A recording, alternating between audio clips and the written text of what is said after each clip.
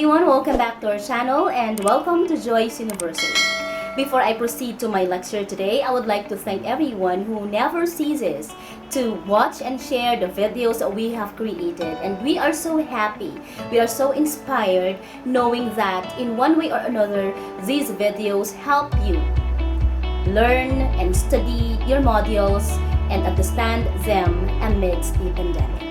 And your PM, there are individuals who would give me personal messages, and there are individuals who really comment on the different videos.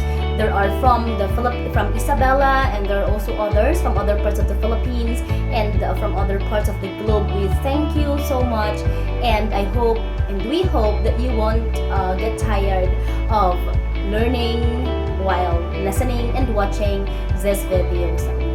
And today, this video will be for my students in the subject, the teaching profession, and I'll be discussing one of the standards that teachers should follow, that is the PPST, or the Philippine Professional Standards for teachers. Okay, when you become teachers, okay, you really have to strive to be considered quality teachers. So when we speak of quality teachers, they are the competent teachers. They know what to do in the teaching arena, they know exactly what to teach the students, they know how to teach the students, and they know how to mingle with everyone around them. All right, and the quality teachers are as well teachers with global competencies, who are able to demonstrate knowledge, skills, values, and dispositions as mandated in the PPST, or the Philippine Professional Standards for teachers.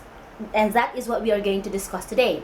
And other than that, quality teachers are local teachers. Okay, when we speak of local teachers, a combination of being globally competitive and globally comparative, and local teachers meaning these teachers are able to conceptualize global contexts into local context. Okay, so when we speak of local teachers, they are the teachers who think and act both globally and locally with worldwide perspectives, but teaching in communities or localities where he or she is situated. Even if you'd be teaching later on in the far-flung barrios or in the cities or in the town proper, alright, then you have to think locally, meaning you think of global implications of all these learnings that you have, and contextualizing to your own society or to your own community.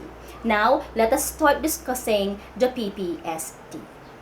PPST, or the Philippine Professional Standards for Teachers, is formerly known as NCBTS, or the National Competency-Based Teacher Standards. And this PPST has 7 domains, and these are the domains that teachers and future teachers should be aware of and should practice, so that you will be considered not only efficient teachers but quality teachers. The first domain is content, knowledge, and pedagogy.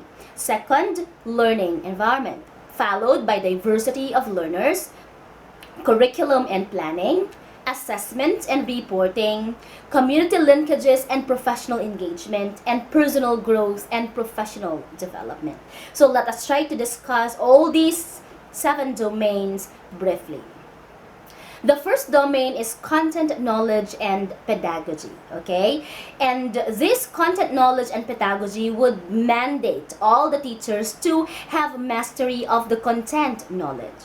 You cannot share anything to your students if you do not master what you have to teach them. All right, and there is a need as well to master the content knowledge, so that you know how to explain that to students, you know what particular strategy should be implemented, and you know very well how to contextualize that content to the kind of students that you have. Because when you master the content, it would just be easier for you to make that content easier for the students to understand, and it would just be easier for you to make that content interesting, so that you'll be able to catch everybody's attention when you discuss that content. This domain also would tell us that there is a need to critically understand the application of theories and principles of teaching and learning. So it's not enough that you know the principles, the theories of teaching and learning.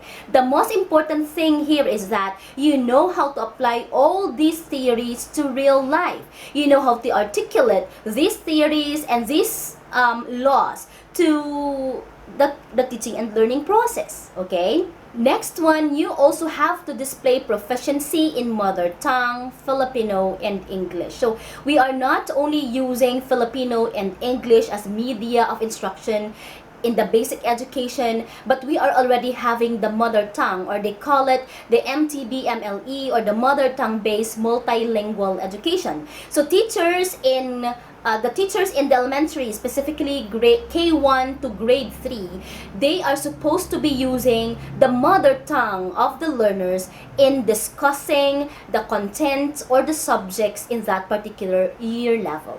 So as teachers, you are not supposed to be very proficient in English alone or in Filipino alone, but in mother tongue as well. And this MTBMLE and Mastery of Filipino in English, these are all mandated in the Republic Act 10533, or otherwise known as the Enhanced Basic Education Curriculum of 2014.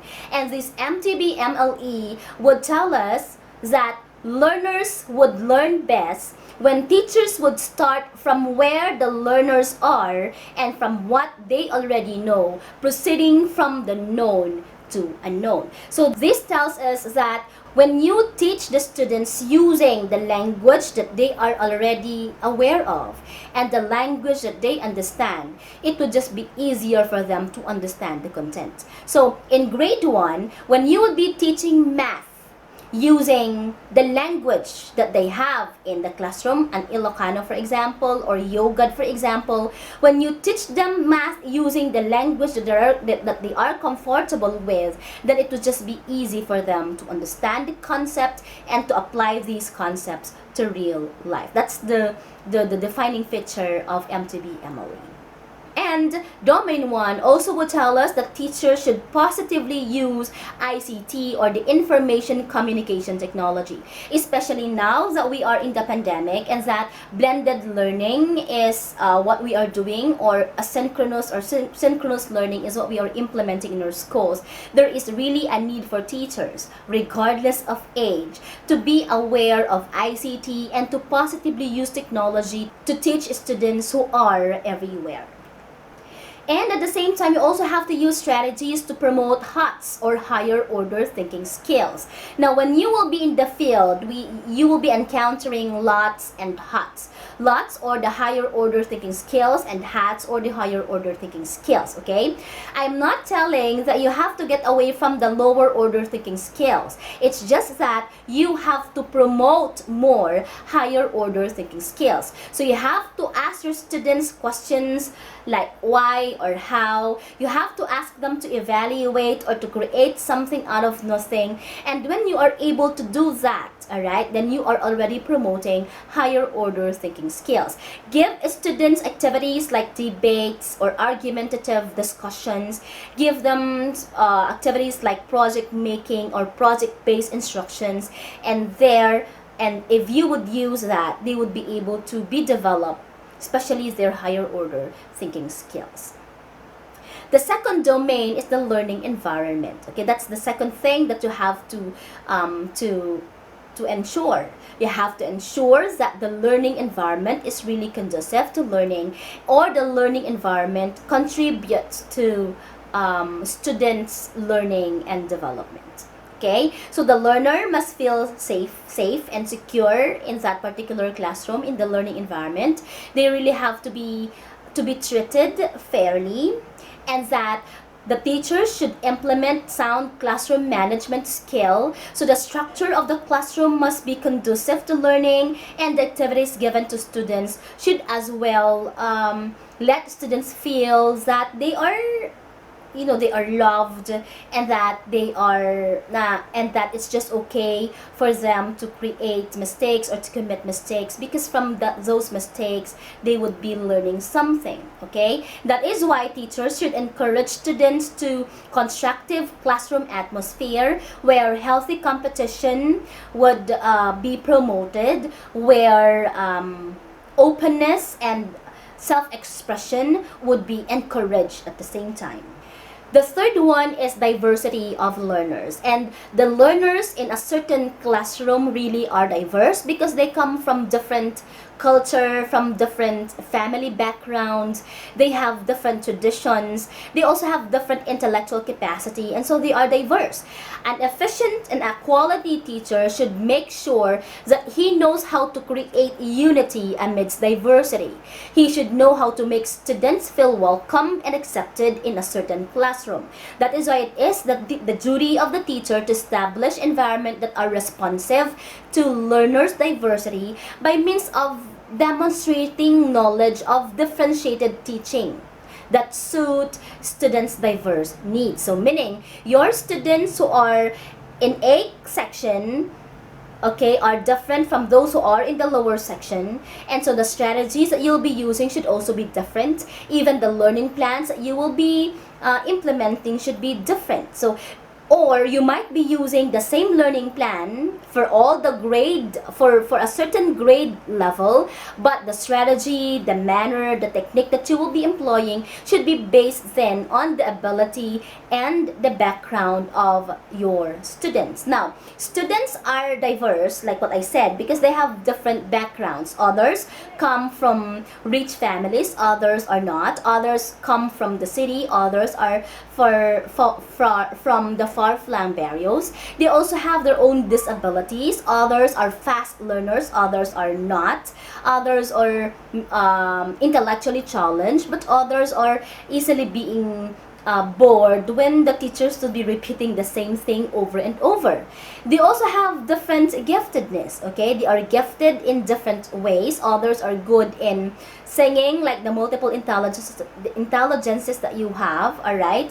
And others also have different talents, and they have learning styles at the same time. So when you become teachers, you have to make sure that you would be basing your teaching approaches and techniques on the diversity of your learners, and that these days you are not judging the intelligence of the person based on the academic standing, because kahit na hindi magaling yung estudyante academically, he might be intelligent in some other areas. So you have the multiple intelligences by Howard Gardner. And according to Einstein, if you judge the fish by its ability to climb a tree, then it will forever think that it is stupid.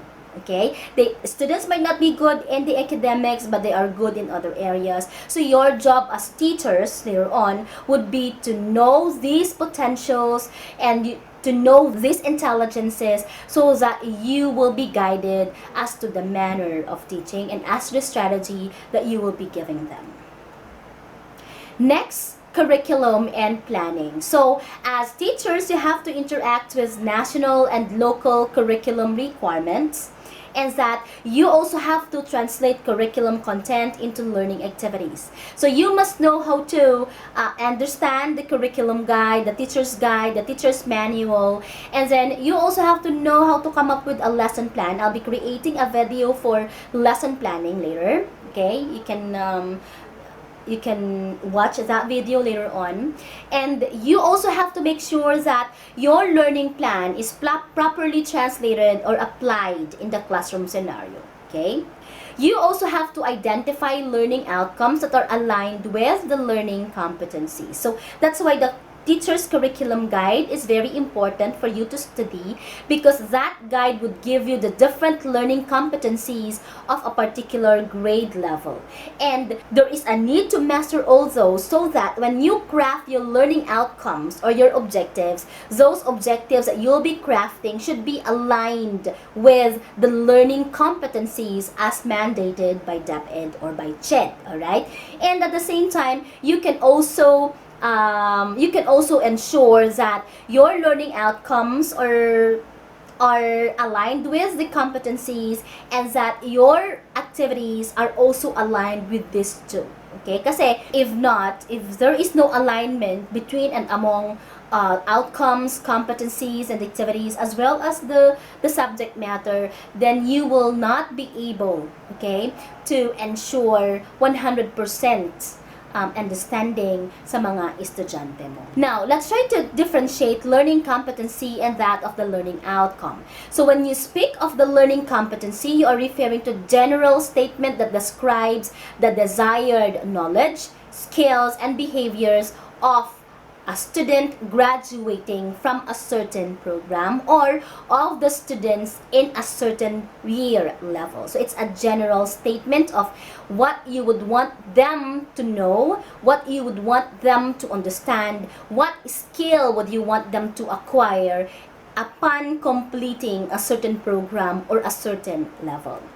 Now, learning outcomes, on the other hand, is a statement that describes the essential learning that learners have achieved and can reliably demonstrate at the end of the course or a program. So these learning outcomes will be more specific than that of the learning competency. We have mentioned a while back that the competency is the general statement, okay, of what you would want your students to learn and acquire at the end of a program or at the end of a course. So this one, the competency, this is I think for world history, the competency or the general idea, the learning that I would want my students to learn after the course, alright, is that the students would acquire strategies needed in decision making, in problem solving, considering historic, contemporary, and controversial world issues. So that's the competency. And based on this competency, you can now come up with a more specific outcomes, okay? The outcomes, these are what the students would do at the end of a topic, alright, at the end of a particular subject matter. But these outcomes are based on the competencies, alright? So the outcomes based on that would be use hypothetical reasoning processes, draw conclusions, offer solutions, recognize and analyze values upon which judgments are made. So these are all based on the competencies. The fifth domain is assessment and reporting.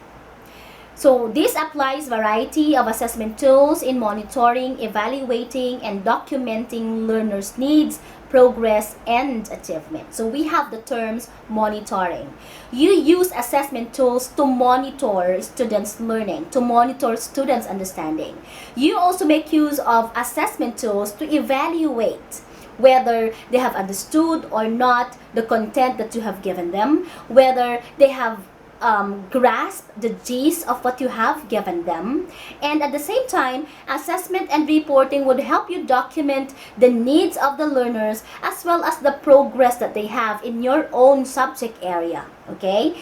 And you have just to make sure that when you give assessment tools to students, when you assess their learning, then you would provide with timely and accurate feedback and constructive feedback at the same time.